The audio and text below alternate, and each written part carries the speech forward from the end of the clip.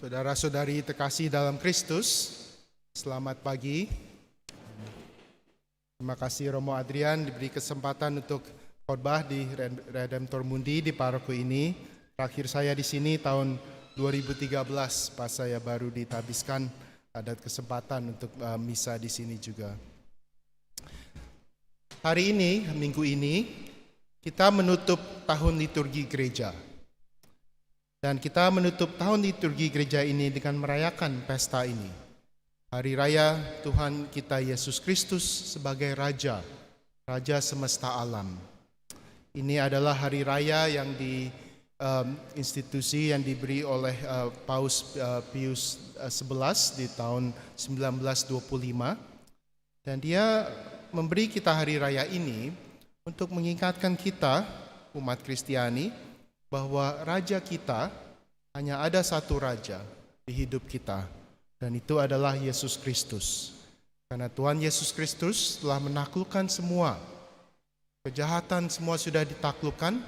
Dan bacaan kita kedua pada hari ini, Paulus ke Korintus bilang, dan yang musuh yang paling jahat, yang paling besar adalah kematian, dan Tuhan Yesus telah menaklukkan itu. Dan karena itu kita bisa bilang bahwa dia adalah Raja, Raja semesta alam. Dia punya kekuasaan untuk semua ini. Tuhan Yesus tentunya adalah Tuhan, sama dengan Tuhan. Dan dia berkuasa antar semua dan kita semua. Salah satu masalah, salah satu struggle kita sebagai manusia yang ada di sejarah manusia, dan kita bisa lihat ini di Perjanjian Lama, adalah kita selalu gampang sekali kita mencari berhala, menyembah berhala. Dan berhala ini bisa sebagai bentuk dan sebagai macam, bisa diri kita sendiri bisa jadi berhala, harta bisa jadi berhala, atau berhala Tuhan-Tuhan yang bukan Tuhan kita bisa sembah juga. Kita lihat itu di Perjanjian Lama banyak. Dan Tuhan selalu mengajarkan kita, mengingatkan kita bahwa hanya ada satu Tuhan. Jadi gereja memberi kita pesta raya ini, Tuhan Yesus sebagai Raja, untuk mengingatkan kita bahwa kita hanya ada satu Tuhan, satu Raja, dan kita jangan di hidup kita ini menyembah berhala yang macam-macam, bahwa diri kita sendiri bisa menjadi berhala juga. Kita tiap hari berdoa dalam doa Bapa kami, ya Tuhan, datanglah kerajaan-Mu, kita bilang. Kerajaan Tuhan, kita tanya, di manakah kerajaan Tuhan ini? Kalau kita bilang Tuhan Yesus sudah bertahta, kerajaannya sudah di sini, kenapa kita bisa melihat bahwa masih ada kejahatan di dunia ini? Kenapa di dunia ini tidak hanya ada kedamaian dan kebahagiaan, tapi di dunia ini kita masih banyak kesusahan dan kejahatan? Ini karena kerajaan Tuhan Yesus, terutama walaupun Tuhan Yesus dia akan datang, setelah datang semua ini segala kejahatan akan berhenti. Tapi sekarang kerajaan Tuhan Yesus terutama ada di hati kita. Kekuasaannya, tahtanya Tuhan Yesus itu adalah di hati kita. Sebagai Raja, Tuhan Yesus tidak mau mengatur kita dari luar, mengasih hukum-hukum dari luar yang kita harus mengikuti karena kita takut dihukum. Dia bukan raja yang seperti itu. Dia adalah raja yang baik, dan karena itu dia bekerja dari dalam hati kita. Dengan rahmat-Nya, dia berada di hati kita, dan karena dia berada di hati kita, kita akan yang mau sendiri mengikuti Dia. Bukan dari eksternal, bukan dari luar kerajaannya, tapi kerajaan yang di hati kita. Karena kita sadar bahwa perjuangan antara kebaikan dan kejahatan, perjuangan antara kerajaan, akhirnya adalah perjuangan di hati. Apakah hati kita bisa mengikuti Tuhan atau tidak? Bukan hanya kita diberi aturan-aturan dan kita akan diancam untuk mengikuti, tapi Tuhan ingin kita datang ke Dia dengan hati kita. Karena itu adalah cinta kasih. Kita bilang cinta kasih ada di hati, ya, di jiwa, di hati kita. Dan Tuhan bisa dengan rahmat-Nya datang ke kita. Dia bisa mengubah kita, memberi kita kebenaran di hati kita.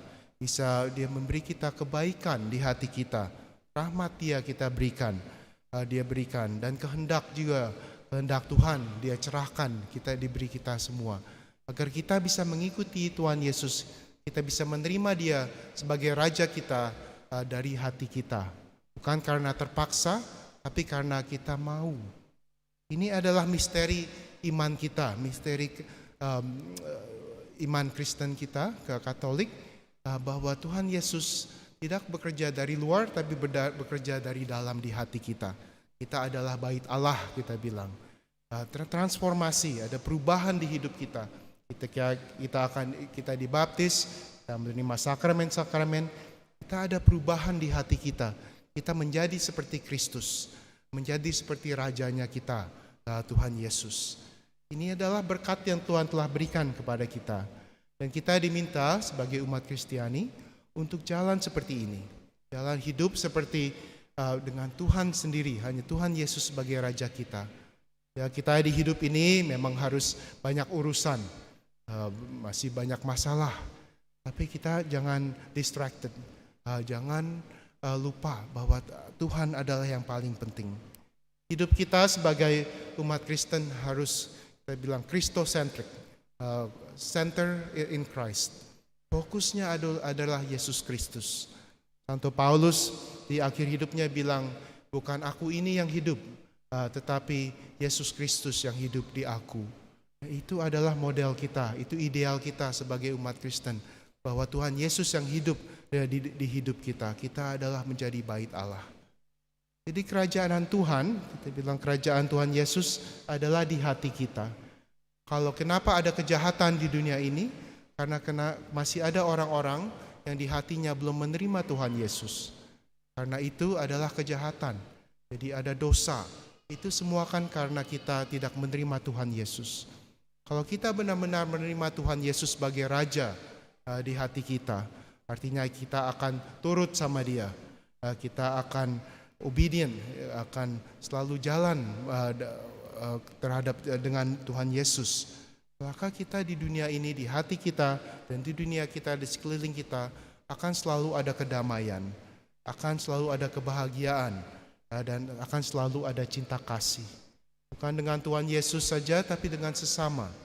Ini karena di Injil kita hari ini, Tuhan Yesus bilang, bahwa apa yang kamu lakukan terhadap sesamamu, kamu lakukan terhadap aku juga. Jadi ini kerajaan Allah, bukan hanya antara kita dan Tuhan, tetapi sesama juga.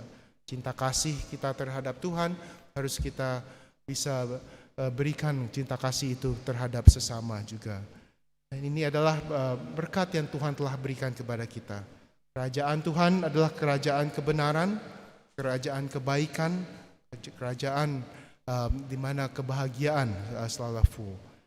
Kita setelah hidup ini, kalau kita bisa taat dengan Tuhan, kita selalu bisa melihat Tuhan Yesus sebagai Raja kita, satu-satunya Raja kita. Dan Tuhan Yesus akan datang kepada kita di akhir hidup kita dan bilang, baiklah kamu, datanglah ke kerajaanku. Dia akan datang dan membawa kita, dan tidak ada lagi kesedihan, tidak ada lagi kesusahan di dunia ini, di hidup kita. Hanya ada kegembiraan, cinta kasih, dan kedamaian. Amin.